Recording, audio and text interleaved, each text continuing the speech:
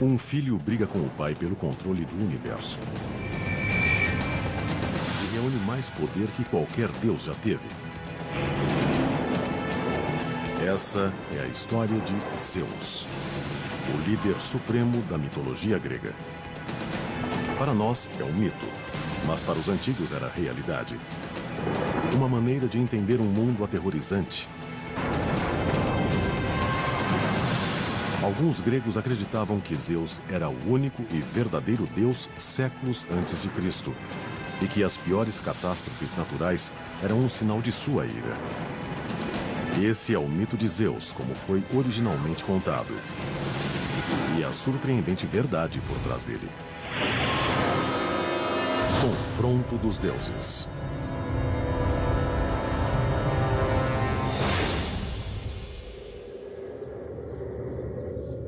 Se você controla o céu, controla o mundo. Na mitologia grega, esse poder pertencia a um deus, Zeus. Ele reina como guardião da justiça, mestre dos homens e dos deuses.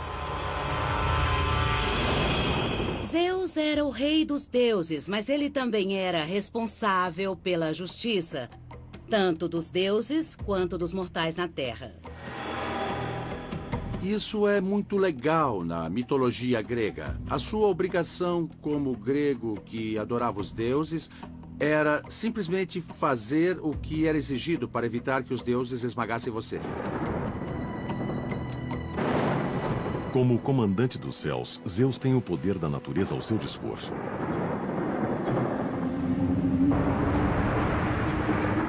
Isso dá a ele a arma mais devastadora de todas. O símbolo mais poderoso de Zeus são os raios. É o que Zeus carrega, é seu principal equipamento. E é uma força que o torna a mais poderosa de todas as divindades. Atribuir o raio a Zeus foi uma maneira dos gregos explicarem o inexplicável. Em uma época antes da ciência, a mitologia punha um rosto nas forças que moldavam o mundo. Os gregos usam a mitologia para tentar descobrir por que o mundo e o universo funcionavam dessa maneira. Eles não tinham explicações científicas sobre como o mundo passou a existir, ou por que raios caem aqui e não ali, ou por que agora e não em outro momento. O mundo natural era muito assustador para eles, então eles o associaram ao divino. Eram sintomas do poder dos deuses que eles podiam usar para punir pessoas que não os adorassem adequadamente. O comando de Zeus sobre a natureza o tornou o deus mais temido da Grécia. Mas como ele chegou lá?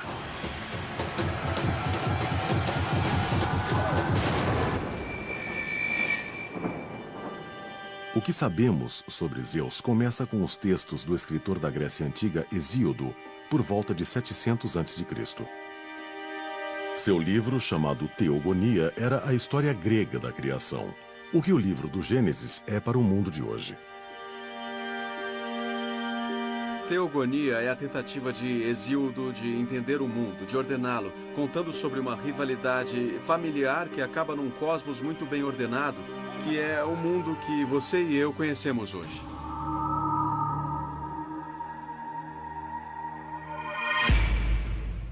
No mito, Zeus não começa como o rei dos deuses.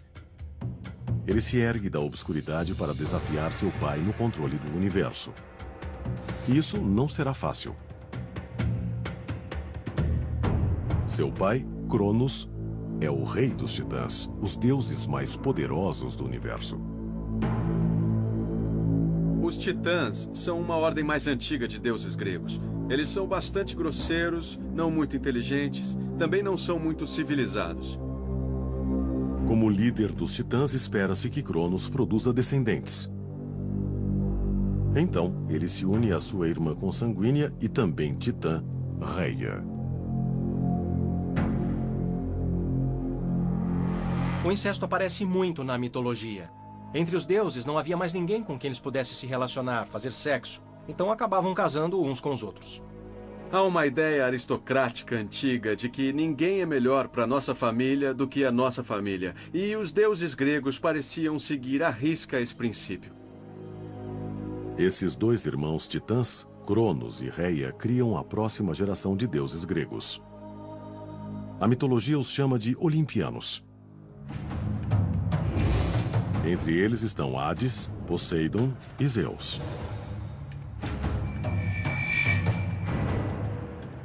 Mas eles não herdarão simplesmente a Terra.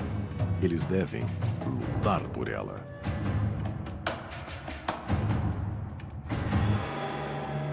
Cronos estava muito preocupado em ter filhos porque tinha medo que seu filho fosse maior que ele e o ofuscasse. O pai teme ser substituído pelo filho. Isso é psicologia humana. Veja Freud. Na verdade, Freud encontrou isso na mitologia clássica.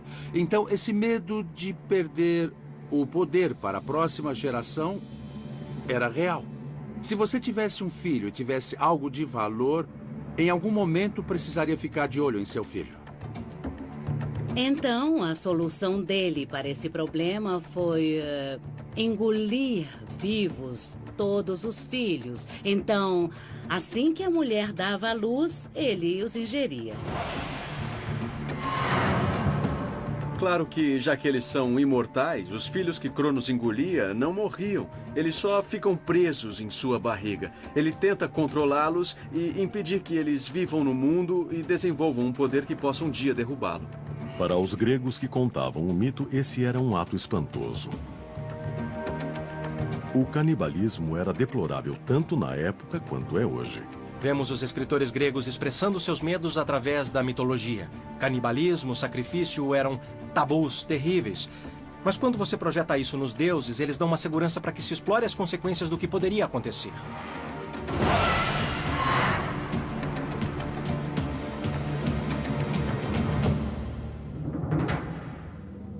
Reia fica horrorizada.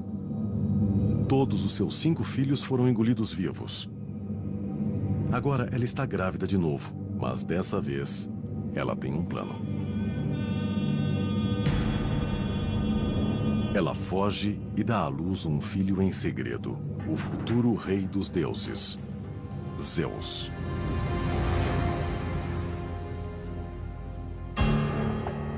Mas Cronos espera engolir mais um filho. Então Reia enrola uma pedra em uma manta e dá a ele. Sem pensar 2 vezes, ele agarra a pedra e engole. O plano de Reia é posto em prática. Cronos engole a pedra ao invés de Zeus. Zeus é salvo enquanto criança e é levado para um lugar que os contadores antigos do mito chamavam de Dobras da Terra. Zeus foi salvo pela esperteza de sua mãe. É uma história memorável, mas essa caverna secreta do mito pode realmente ter existido? Parece que os antigos acreditavam que sim.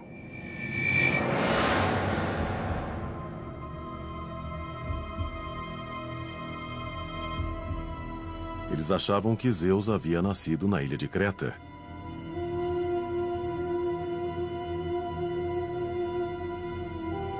Nessa caverna na montanha. Sabemos que a caverna na ilha de Creta talvez seja o mais importante santuário de veneração a Zeus. Ela era considerada um dos possíveis lugares onde Zeus, bebê, foi escondido de seu próprio pai. Explorações na caverna revelaram que ela foi um grande local de peregrinação de visitantes de todo o mundo antigo. Era um local onde as pessoas iam para adorar Zeus. E como sabemos, descobrimos milhares de oferendas a Zeus e objetos rituais para Zeus vindos de todo o Mediterrâneo. Uma descoberta em particular se relaciona diretamente ao mito de Zeus. Entre o material encontrado na caverna havia alguns escudos que provavelmente ficavam nas paredes e foram colocados lá, indicando que as pessoas que defendiam Zeus batiam nesses escudos para abafar seu choro quando ele era bebê, para que Cronos não ouvisse. Um filho escolhido que é escondido para ter sua vida salva. Para os cristãos e os judeus, a história do nascimento de Zeus é bem familiar. Muitas tradições religiosas e mitológicas têm histórias de crianças sagradas ou divinas que são escondidas para que possam crescer e, quando adultas, cumprir seus destinos. Um exemplo disso foi Jesus, que foi escondido de Herodes numa manjedoura para que não fosse pego, ou Moisés, escondido no Egito.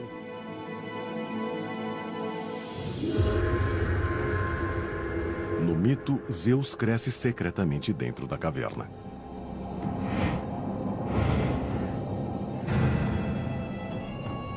Ele tem um período de treinamento longe dos olhos de Cronos e adquire força e se torna um homem. Zeus passa sua infância se preparando para cumprir seu destino. Desafiar seu pai e os titãs pelo controle do universo.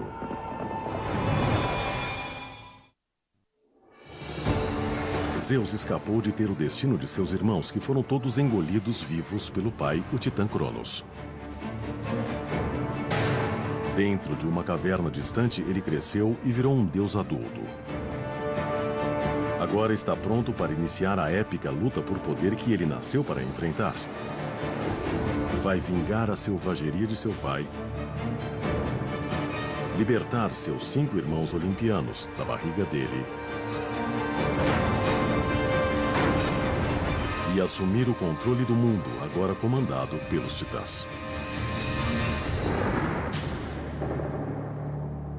A aposta dele é muito alta. Se ele for bem-sucedido, ele vai comandar o universo, mas se ele falhar, ele pode muito bem parar no Tártaro. Tártaro é o nível mais baixo do mundo inferior, o Hades, o equivalente grego ao inferno. Tártaro era parte do Hades para onde iam os condenados. As pessoas que eram ruins ou que cometeram crimes contra os deuses na Terra eram mandadas para o Tártaro. Se Zeus falhasse em sua tentativa de ganhar poder sobre Cronos e os titãs, seria condenado a esse lugar por toda a eternidade. Mas se ganhasse, ele comandaria os deuses e os homens de seu trono no topo do Monte Olimpo.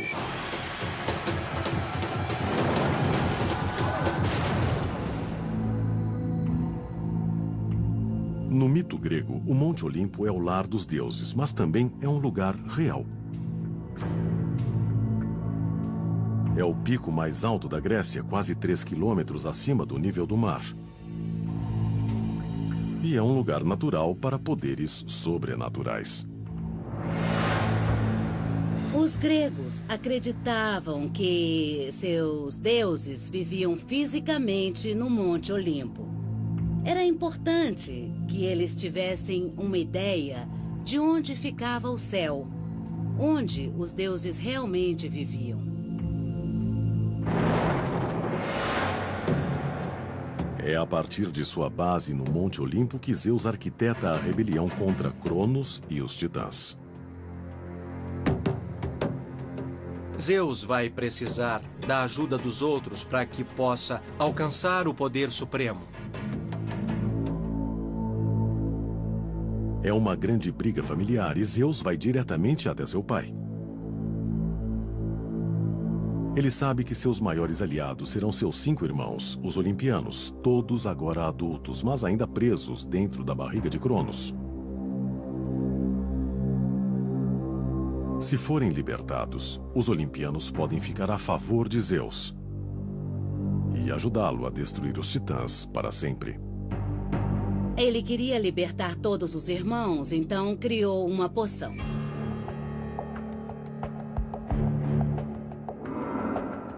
Em silêncio, Zeus entra na casa de Cronos e põe veneno em sua bebida à noite. Cronos bebe e passa muito mal.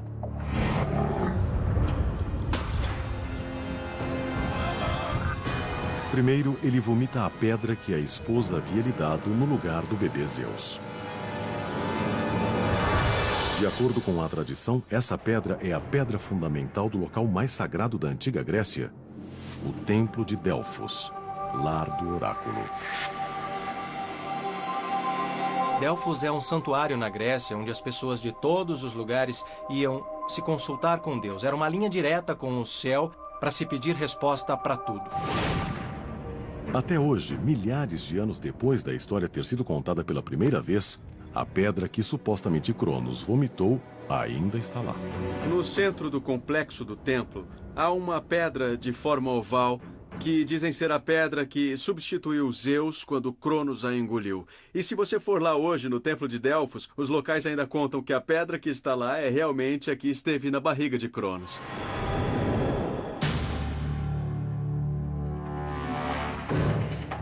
No mito, depois de vomitar a pedra sagrada, Cronos regurgita os 5 irmãos.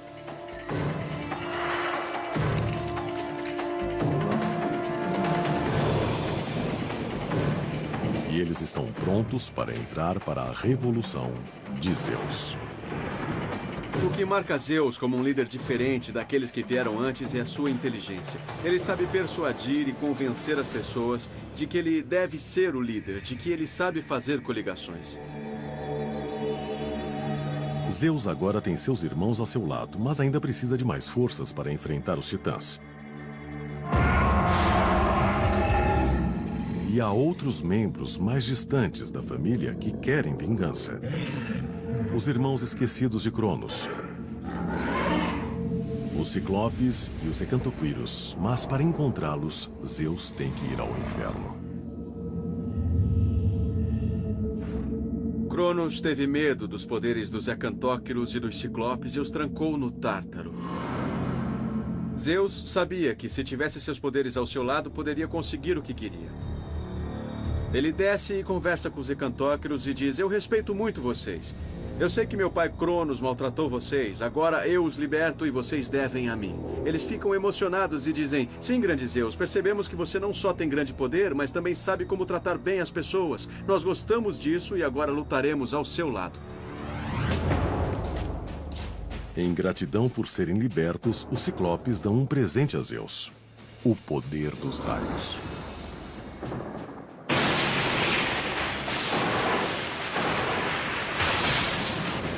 O raio é uma das mais devastadoras forças que existem na natureza. Quando os raios atravessam os céus, o ar tem a temperatura rapidamente aumentada em até mais de 27 mil graus. Isso é quase 5 vezes a temperatura da superfície do Sol. O raio dá a Zeus o poder de comandar o universo. Com esse raio, ninguém poderá vencê-lo.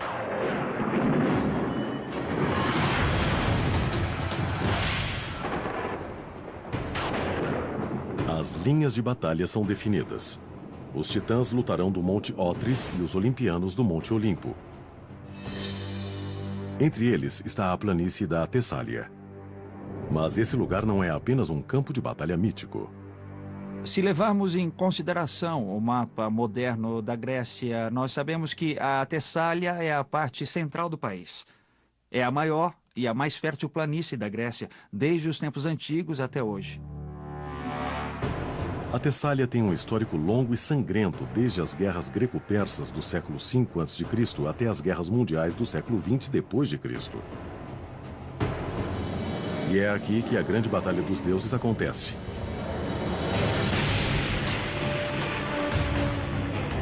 No mito de uma arma de destruição em massa e com uma força de elite, Zeus inicia uma batalha destruidora. E até hoje, um lugar real pode ainda guardar as suas marcas.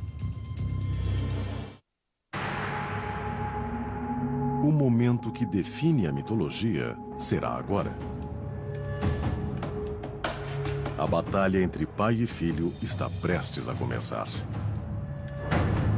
É a velha guarda de Cronos e seus titãs contra o sangue novo de Zeus e dos olimpianos. O resultado definirá quem controla tudo. Do topo do Monte Olimpo, Zeus joga a fúria dos raios no exército de seu pai. A luta sacode a terra até suas entranhas.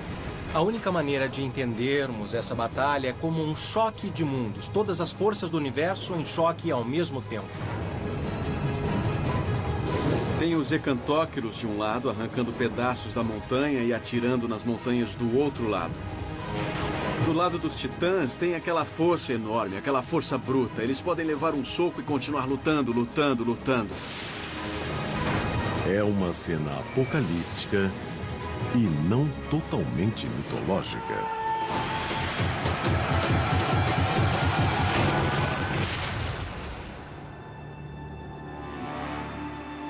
Especialistas determinaram recentemente que um evento natural tão assustador quanto realmente aconteceu no mundo antigo.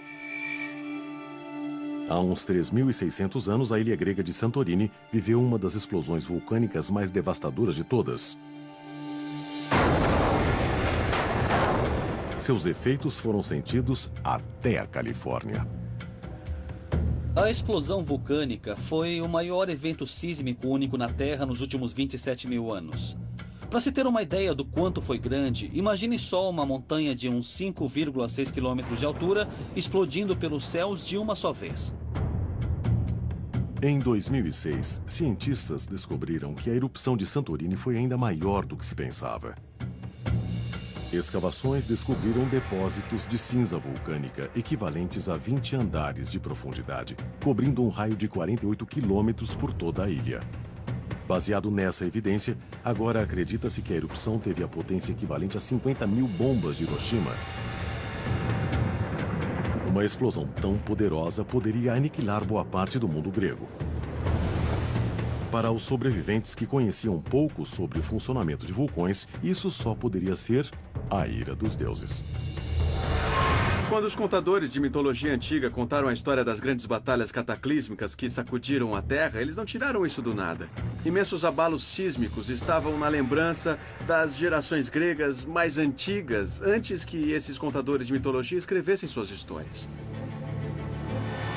Com o confronto dos deuses na mitologia, parece que Zeus finalmente está prestes a assumir o controle do universo.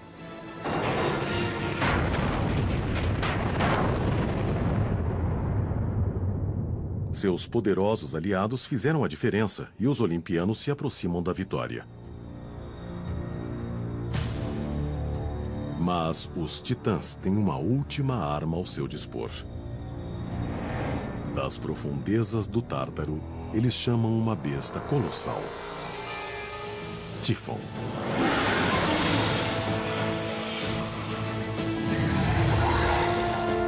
Tífon é um monstro incrivelmente forte e poderoso que desafia Zeus pessoalmente. É, na verdade, um último esforço e o monstro final, o desafio final que ele deve vencer para assegurar a sua liderança no universo. É uma batalha sobrenatural. Uma luta decisiva entre o bem e o mal. E tudo leva à maior arma de todas. Depois que Zeus e Tífon iniciam essa batalha final épica, uma hora Zeus consegue o domínio e vence com seus raios. Com um golpe final, Zeus leva Tífon e seus aliados titãs para o Tártaro, onde eles são condenados a passar a eternidade em um abismo de fogo.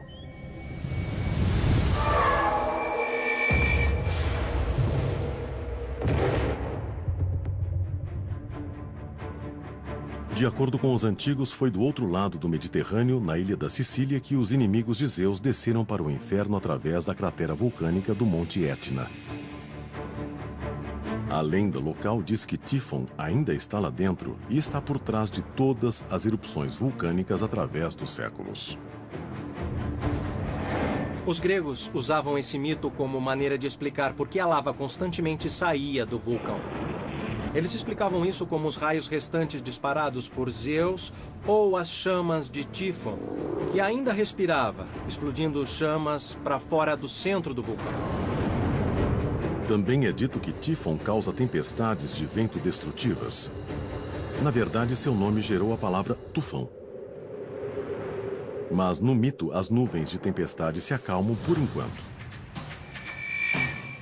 A vitória de Zeus sobre seu pai o torna rei dos deuses, o líder absoluto do universo.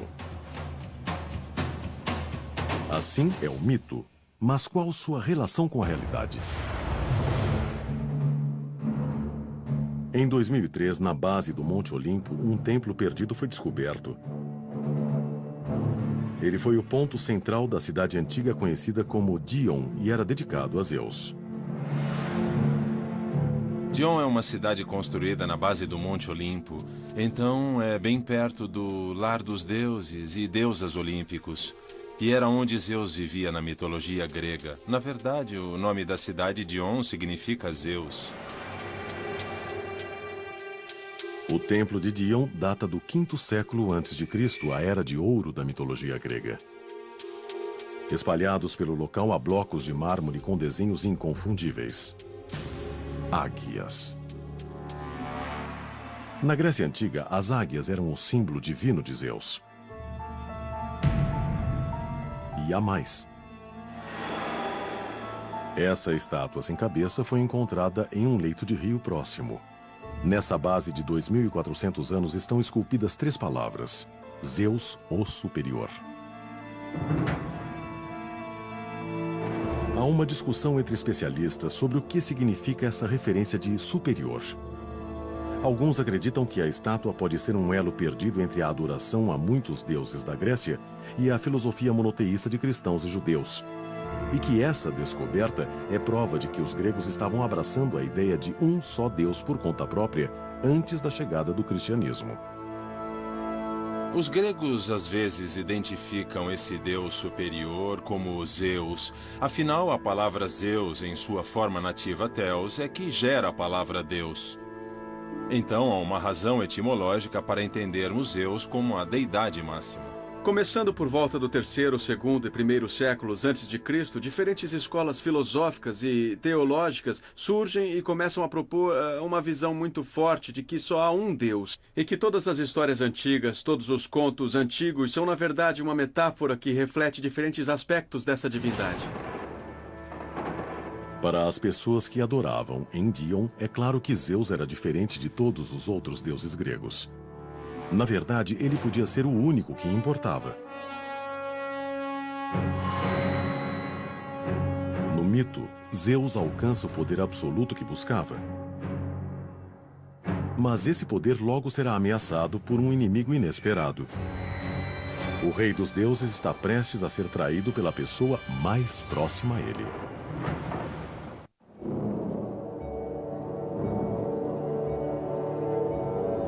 Zeus venceu seu embate épico com os titãs. Agora, ele senta no topo do Monte Olimpo como rei dos deuses e mestre da humanidade.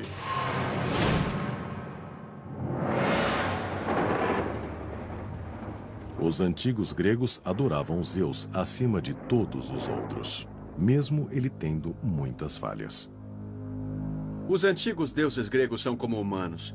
Eles têm falhas, têm forças, têm fraquezas, têm todas as coisas que seres humanos normais têm. Na verdade, uma maneira de entendermos isso é que os gregos desse período pensavam em seus deuses como seres bem parecidos com eles próprios, mas muito, muito maiores.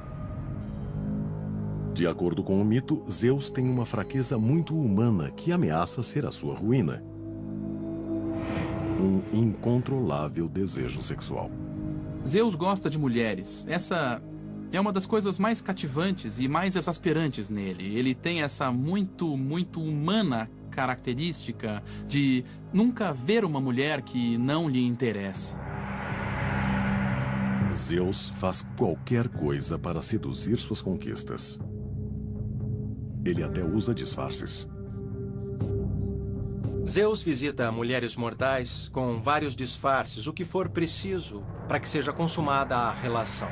Então, em diferentes histórias, sabemos de Zeus transformado em águia, transformado em cisne, transformado em touro, transformado em várias formas e até em humano para imitar o rosto do marido de alguma mulher, enganando ao máximo para que elas se relacionem com ele.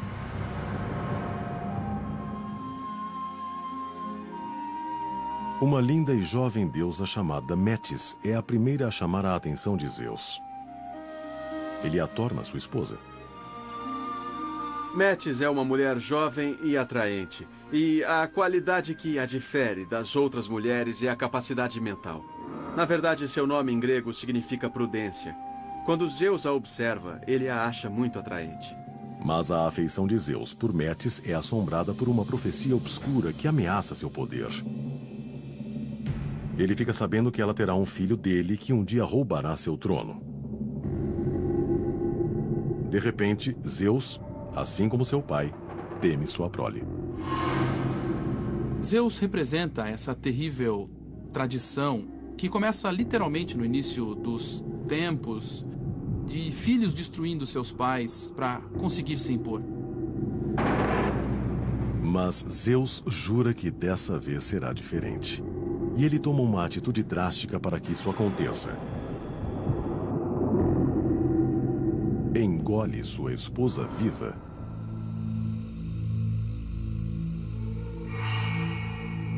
Mais uma vez, o amor familiar é presa do poder. A história se repete. Mas esse ato terrível tornará Zeus mais forte e mais sábio. Engolindo a esposa, Zeus internaliza Metis e sua astúcia, sua prudência de uma só vez. Ela se torna parte de Zeus, no sentido de que está presa em sua barriga e também acaba assumindo qualidades superiores, como a habilidade intelectual. Isso parece estranho para nós, mas é importante lembrar que, para os gregos, o lugar do corpo onde eles pensavam que estava a sabedoria e as ideias era no estômago. Então, quando Zeus engole Metis, na verdade, ele a leva para seu estômago, onde seus melhores pensamentos eram engendrados. Sem Metis, Zeus precisa de uma nova esposa. E como seu pai, ele encontra uma na própria família. Sua irmã Olimpiana, Hera. Ela não é como as conquistas anteriores de Zeus. Ela é a deusa mais poderosa da mitologia. O rei dos deuses encontrou alguém à sua altura. Entre Zeus e Hera, na verdade, vemos uma relação de duas pessoas iguais em alguns níveis. Então, acho que podemos ver alguns dos conflitos entre Zeus e Hera como... Sabe, os gregos pensando em como seria se duas pessoas de igual poder se relacionassem. Ela é a rainha das deusas e tem uma beleza incrível. É extremamente inteligente, poderosa, mas também é excessivamente ciumenta, porque Zeus sempre corre atrás de outras mulheres. O rei dos deuses continua a se envolver com várias parceiras sexuais. Ele concebe mais de 100 filhos com muitas amantes, tanto divinas quanto mortais. Se não estou enganado, Zeus nunca tem um encontro com uma mulher que não produza um filho. Nesse sentido, é uma grande virilidade e é o poder extremo. A habilidade de Zeus de dormir com todo mundo se encaixa numa fantasia masculina da Grécia Antiga sobre como os homens gregos gostariam de viver. Os homens fantasiavam sobre essas coisas e achavam que se existia um Deus todo-poderoso por aí, ele certamente realizaria essas fantasias. A promiscuidade de Zeus era uma maneira perfeita dos gregos se conectarem a ele. Cada canto do mundo grego dizia ser lar de um filho seu. Com o crescimento da fama e do poder de Zeus pela Grécia Antiga, cada vez mais cidades queriam ser associadas a ele. Elas diziam ter havido algum tipo de ligação entre Zeus e uma mulher mortal de sua árvore genealógica que gerou filhos que depois criariam as principais famílias locais. Evidências dessas relações podem ainda ser encontradas em cidades por todo o mundo grego. Atenas, Tebas, Magnésia, Macedônia, todas receberam nomes de filhos de Zeus. Mas havia uma pessoa que não ficava feliz com a fertilidade abundante de Zeus. Na mitologia, sua esposa Hera estava cansada. Ela jura fazer o rei dos deuses pagar caro por seus flertes crônicos. Ela não gosta de ser humilhada diante dos outros deuses, então ela vai descontar isso no marido. Hera reúne outros olimpianos e planeja as bases de uma revolução.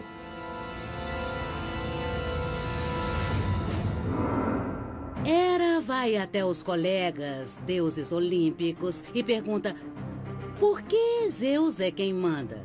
Ele não é mais importante e poderoso que qualquer um de nós. Se nos unirmos, podemos expulsá-lo. Então, eles se revoltam e aprisionam Zeus. Zeus acorda de um cochilo e descobre que está acorrentado, prisioneiro, em sua própria cama. É a maior traição, uma conspiração armada pelos irmãos que ele um dia salvou. A revolta dos deuses foi a maior ameaça que Zeus já encarou. Ele nunca imaginou que os mortais poderiam desafiar seu poder, mas o poder combinado dos deuses olímpicos poderia realmente vencê-lo. Esse foi um dos momentos mais terríveis da história de Zeus. Ele estava prestes a perder tudo.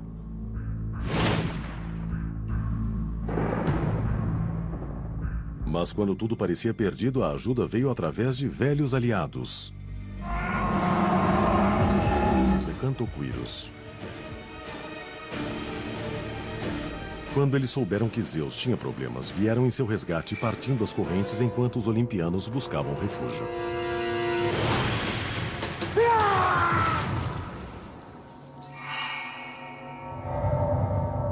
Zeus sobrevive à tentativa de golpe. Agora é hora de cumprir sua vingança. Sua esposa Hera é sentenciada a ficar pendurada nos céus por correntes de ouro. Seu filho Apolo e o irmão Poseidon são condenados a trabalhos forçados. Eles devem construir um dos monumentos mais icônicos do mundo antigo, os imensos muros de Troia. Esse é outro exemplo de um mito explicando o inexplicável. Para os antigos gregos, os muros de Troia pareciam fortes demais para terem sido construídos pelo homem. Então, a punição de Zeus para Apolo e Poseidon ajuda a justificar sua existência. Suas ruínas resistem até hoje. Na antiguidade, as pessoas achavam que eles podiam ter sido construídos pelos deuses ou por algum tipo de intervenção divina em prol dos troianos.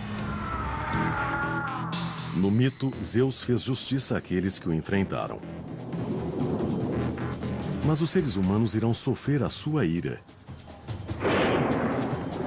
Essa ira vai chegar na forma de um grande dilúvio que pode ser relacionado à história bíblica de Noé.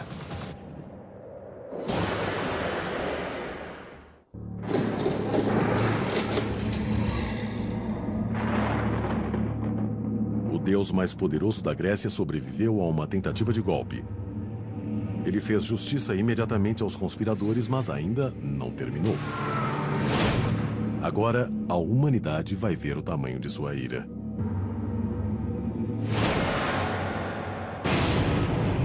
Nos tempos antigos, o temor à punição de Zeus mantinha muitos gregos longe de problemas. Quando as pessoas faziam alguma coisa de errado, tomavam muito cuidado para que Zeus não os atingisse com um raio. Há muitos exemplos na história grega de Zeus destruindo cidades e civilizações inteiras porque considerou que elas exageraram, que blasfemaram contra os deuses ou que tinham ficado orgulhosas demais para que continuassem vivendo. O autor grego Hesíodo escreveu que sem o temor da ira de Zeus, os humanos viveriam como animais e os fracos estariam nas mãos dos mais fortes. Zeus traz a ordem. Zeus traz a justiça e traz a civilização.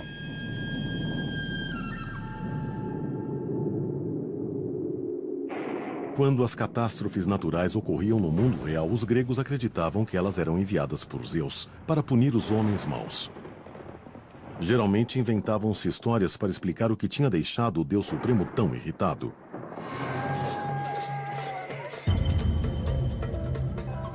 De acordo com o mito, o momento de ira mais assustador de Zeus vem depois que ele vê humanos praticando canibalismo.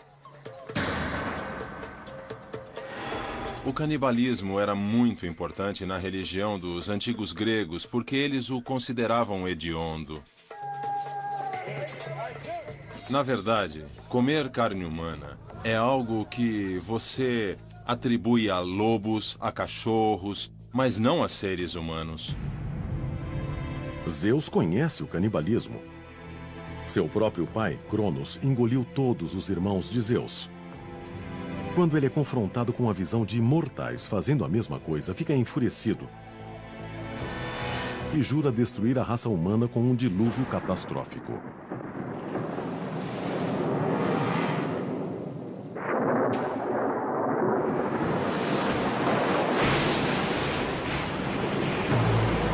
Passam 9 dias e 9 noites. A chuva não para e a terra inunda aos poucos. As águas alcançam o pico do Monte Parnaso, que fica a mais de 2 quilômetros de altura. Em todos os cantos da Terra, a raça humana perece. Quando a chuva para, apenas 2 mortais ainda estão vivos.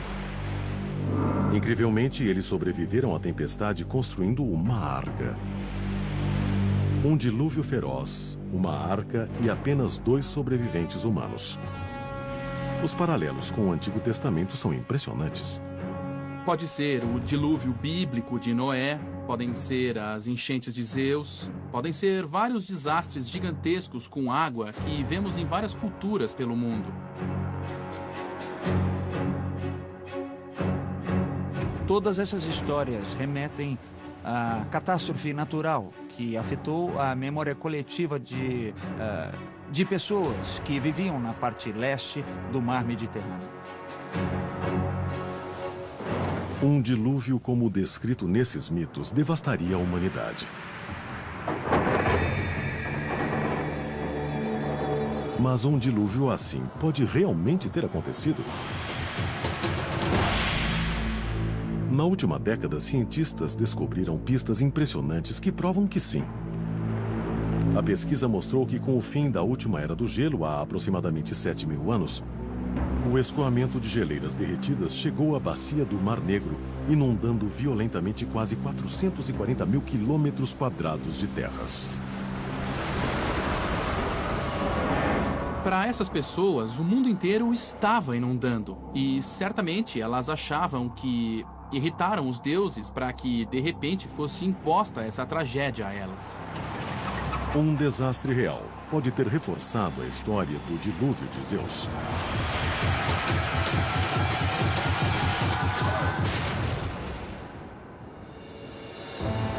No mito, Zeus obteve o poder diante de forte oposição.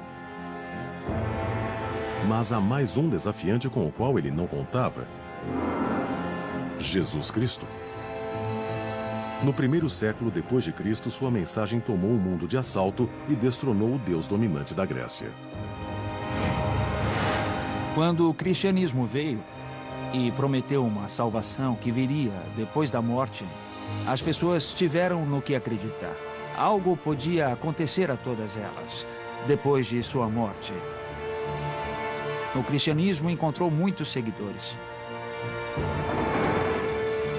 O pulso forte de Zeus sobre a humanidade falhou quando essa nova religião se espalhou pelo mundo mediterrâneo. Por fim, a mesma civilização que o adorava, agora o rejeitava. Na antiguidade não havia força mais poderosa que a de Zeus, exceto uma, a do destino. Nem Zeus podia mudá-la. Por mais que quisesse torcer e mudar ou redirecionar o destino, ele era submetido às suas ordens.